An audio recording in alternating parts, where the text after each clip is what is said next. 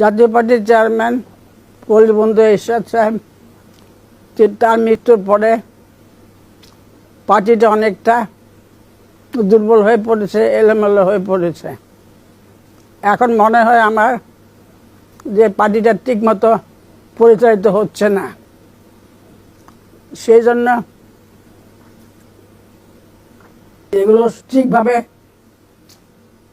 চালাতে হবে, পার্টিটাকে শক্তভাবে দাঁড় করাতে হবে। আমি এখানে ছিলাম 11 মাস, হচ্ছে 11 মাসের কম আছে,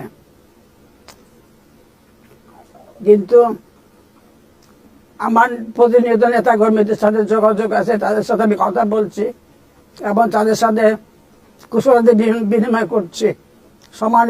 সবসময় টেলিফোনের সাথে তাদের সাথে যোগাযোগ করি, আবার চিঠিপত্রের মাধ্যমে যোগাযোগ করি।